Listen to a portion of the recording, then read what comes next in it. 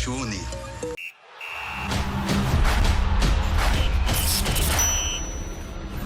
لا لا لا لا لا، مش دي الجوله ال 26 اللي انا مذاكر لها خالص. حد يشيل فيشه ويحطها ونعمل ريستارت ونبدا من اول. ده ما ينفعش الكلام ده. انا عامل وايلد، ده انا اروح فيكم في داهيه. في وايلد كارد 20 نقطه. 20 نقطه ايه؟ ايمرسون رويال قاعد دكه ليه؟ طب خلاص امنا بالله قاعد دكه، سيبه دكه بقى. بتنزله ليه؟ ما تنزلوش. ويا عم متومه يعني لسه بنتعرف على بعض انا وانت الجوله دي، فمعلش قلت كده ايه اشوف ميتك ايه. تقوم مقفل اللعبه 13 14 نقطه كده النهارده بتخلصني يا عم متومه. وماك اليستر اللي انا قلت للناس يا جماعه ماك اليستر بصوا عليه، قرر ان هو يعلمني الادب ان انا ما جبتوش. جوله بص للنسي. طبعا مش هتكلم على لعيبه ارسنال. لعيبه ارسنال دي ليها وضع تاني خالص بقى عندي. مين بن وايت اللي بينزل من الدكه يحط جون ده؟ ومين نيلسون ده كمان اساسا اللي بينزل يعمل جون واسيست؟ لا لا لا لا لا. انا زي ما بقول لكم الجوله دي احنا نشيل فيشه ونحطها.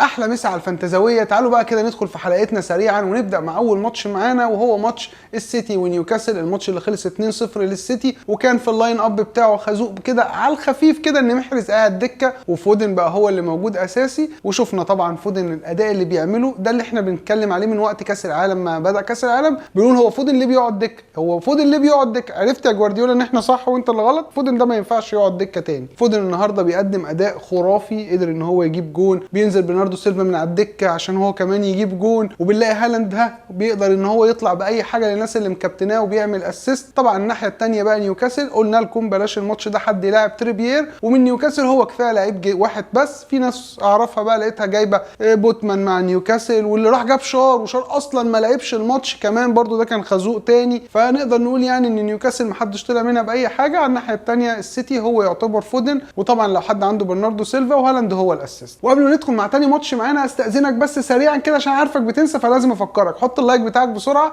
اشترك معانا اول ما تتفرج علينا، ما تنساش تفعل جرس تنبيهاتك، وتابعنا على فيسبوك وعلى انستجرام وعلى تيك توك. تعالى بقى نتكلم سريعا على تاني ماتش معانا. تاني ماتش كان معانا استون فيلا وكريستال بالاس. لقينا زاها رجع من الاصابه وكان موجود اساسي زي ما توقعنا. استون فيلا على الناحيه الثانيه واتكنز موجود، بونديه موجود، كاش مينجز موجود. الدنيا تمام في استون فيلا. زاها لسه بادئ الماتش راح حط جون مضيع الكلين بتاع استون فيلا، اتلغى. كان اسيست من ايزي، اتلغى الجون. كعدته برده زاها ما يقدرش يلعب ماتش من غير ما ياكل الانذار. اكل الانذار المتين بتاعه وطلع بلانك. على الناحيه الثانيه استون فيلا واتكنز طلع هو كمان بلانك، بس مينجز قدر ان هو يطلع بكلين شيت، وكاش قدر انه يعمل اسيست. الجون اللي اندرسون بتاع كريستال بالاس جابه في نفسه. ده كان كل حاجه عن الماتش. في نفس ذات الوقت كان برايتون واخد ويست هام ورا مصنع الكراسي، وهاتك يا نفض فيهم 4-0. قدرت ويست هام انها تنهار تماما، والجماهير هاجت على ديفيد مويس وبتقول له انت مش فاهم حاجه، انت بتعمل ايه، انت مش مستوعب اللي بيحصل في الفريق. الناحيه الثانيه بقى برايتون مع ديزيربي متالقين 4-0. بيجي ميتوما بيعمل جول واسيست، ماك اليستر جول واسيست، فيلتمان بيطلع بكلين شيت وبيحط جون، ويلبك بيحط جون، جروس بيعمل اسيست. يعني تقريبا كل الناس اللي عندها حد من برايتون كله استفاد. اللهم لو انت بقى حطه دكه. وطبعا اللي حطه دكه زي حالاتي، كل الناس دي من هنا بقى لبكره تقريبا في قيام ليل الناس دي بتدعي ان يا توني يا راشفورد ما يشموهاش الماتش ده عشان ينزلوا اللعيب بتاعه. ما هو حرام يبقى عندك 13 نقطه بره قاعدين وما ينزلوش في وسط المعمعه والمصايب اللي احنا شايفينها في الفرقه دي. نيجي بقى على ماتش تشيلسي وليدز اللي كان اللاين اب بتاعه متوقع تماما. تياجو سيلفا بره، ريس جيمس بره، كوكوريلا بره وبيلعب مكانه تشيلويل. كنا عارفين ان في روتيشن يا تشيلويل يا كوكوريلا، ما كانش عندنا ثقه مين فيهم. لعب تشيلويل الماتش ده وفعلا قدر انه يكافئ جراهام بوتر، وقدر ان هو اللي يعمل اسيست الجون اللي جابه فوفانا اللي كان بيلعب مكان المصاب تياجو سيلفا. وعلى الناحيه الثانيه قدام ستيرلينج مفيش اي حاجه. جواو فيليكس شاط واحده في العارضه كانت اسيست من ستيرلينج. ده تقريبا كل اللي تم في ماتش تشيلسي. على الناحيه الثانيه بقى ليدز خلاص الناحيه الهجوميه بتاعتهم متاثره جدا طبعا من وقت اصابه رودريجو. بنشوف جونونتو بيقعد دكه وبينزل، بنشوف سامرفيل ما بيعملش حاجه، فيربو كمان ما بيعملش حاجه. فتقريبا خلاص مفيش اي حاجه ثانيه ممكن نتكلم عليها في الماتش ده. نيجي بقى مع ماتش مشكله جدا والله العظيم، وولفز وتوتنهام. ماتش يعني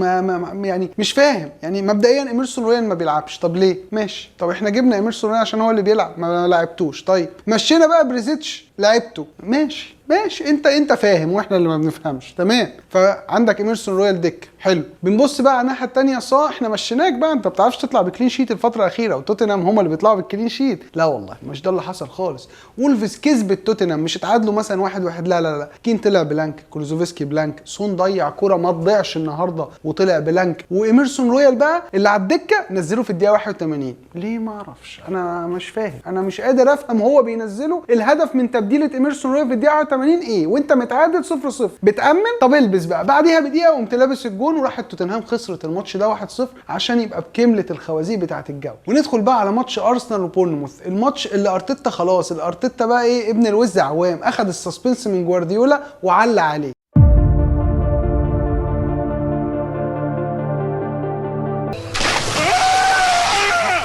اهلك في ايه؟ انت فرحان؟ يعني الوقت عليها اختراج بالتلاتة انت اتخضيه.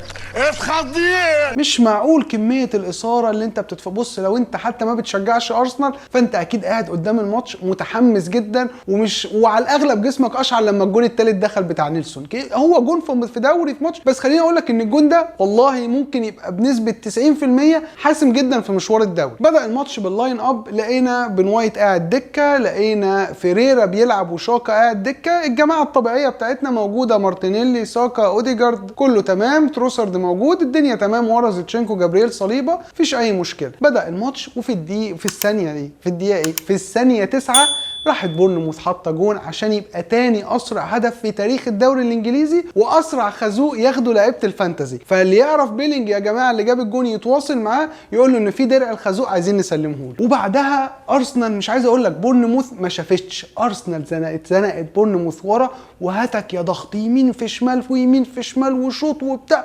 نتيجه الضغط ده بقى ايه؟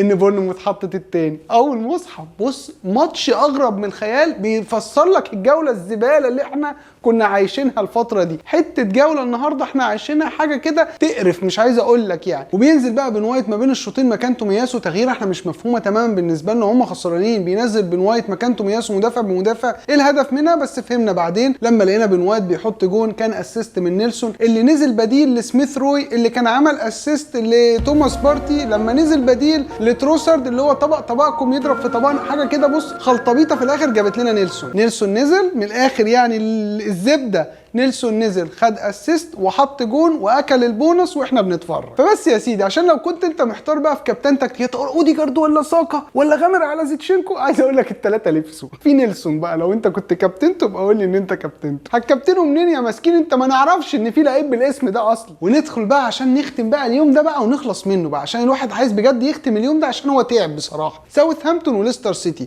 منطقيا كده يعني بالعقل لما اقول لك ساوثهامبتون وليستر سيتي تقول لي ايه؟ اكيد هتقول لي ان ليستر سيتي وارد يطلعوا بكلين وماديسون اكيد هيعمل حاجه. والله ولا حاجه، اكل انذار. والله اكل انذار. ماديسون اكل الانذار اللي بياكله كل مره، واحنا كلنا على قفانا من ماديسون زي ما بناكله كل مره ورحنا برضه جبناه. تقول لي ليه؟ اقول لك اقسم بالله ما انا عارف. ما عملش اي حاجه. كل اللي كان فاكر انه ماديسون هيشيل ليستر على كتافه ويجري بيهم، عايز اقول لك انه نازل من غير كتاف، مفيش حاجه. ايناتشو اداله هو كام واحده كده برضه، ايناتشو يجيب الكوره ويقعد يعمل كده. عملنا احنا ايه بتتنيحتك لما ضيعت الاسيست بتاع الواد؟ اخر الماتش كان في واحده من ماديسون اسيست للواد الطويل بتاعهم ده اسمه سوتار ولا في العارضه، يعني كانت ده الامل الوحيد في اخر دقيقه في الماتش في العارضه ما جاتش. وطبعا ما ينفعش نطلع الماتش ده من غير ما نتكلم على الورد براوز. عمل كل حاجه تتعمل النهارده، ضيع ضربه جزاء بس طلع بكلين شيت، بس خد انذار وخد نقطتين لعب، فاللي هو ايه 2-1-3 وسالب 2 وسالب 1-3 اعمل مقصه يطلع لك الصفر الجميل بتاع وورد براوز.